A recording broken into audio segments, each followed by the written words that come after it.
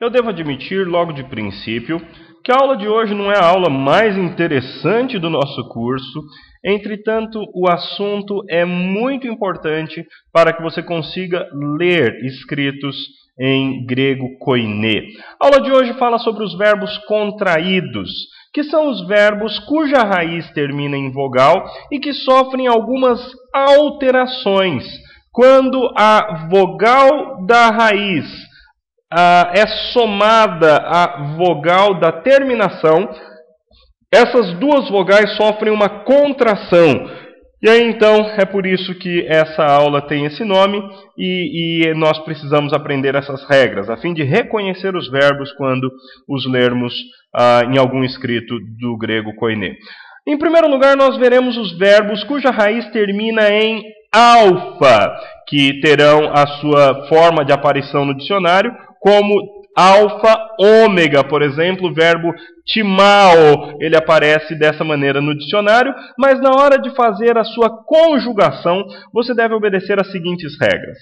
O alfa mais o epsilon ou eta, ele se transforma em alfa longo. Alfa mais ditongo ei ou eta com iota subscrito se transforma no alfa com iota subscrito, alfa longo com iota subscrito. Alfa mais ômicron ou ômega ou ditongo i se transforma em ômega. E finalmente, alfa mais o ditongo oi, formado de ômicron e iota, se transforma aqui nesse ômega com iota subscrito. Ok, de maneira prática, como é que isso funciona? O verbo timau, cuja raiz é timá, quando ele junta com a terminação do ômega, ao invés de ficar timau, o verbo vira timô.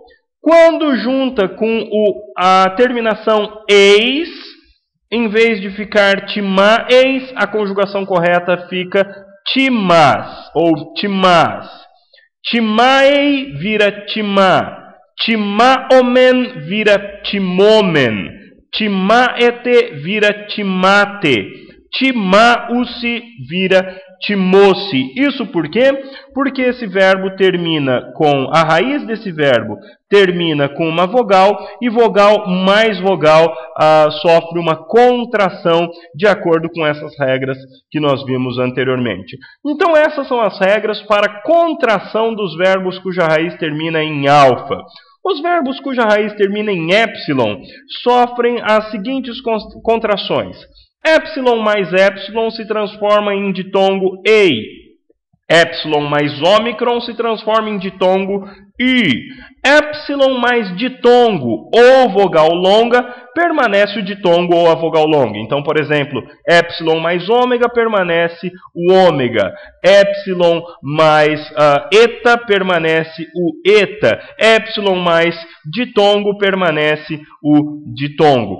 Isso na prática funciona da seguinte maneira. Por exemplo, o verbo poiel. O verbo poiel tem uma raiz que termina com epsilon. Assim sendo, quando essa raiz, quando esse epsilon se encontra com o ômega da primeira pessoa do singular, no presente do indicativo ativo, o poiel vira poiô.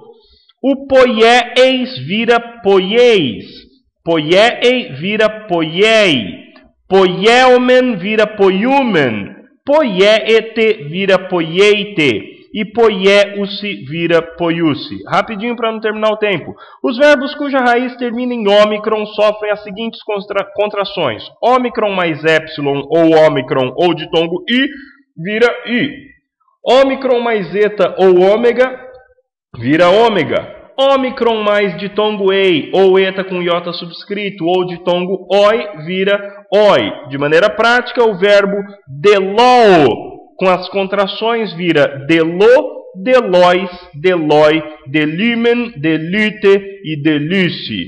E dessa forma, então, você vai conseguir, lembrando das regras, lembrando que existe essa diferença dos verbos contraídos, você vai conseguir olhar para a palavra no seu texto grego e aí então lembrar-se da regra de contração e conseguir saber qual é aquele verbo e como ele está conjugado.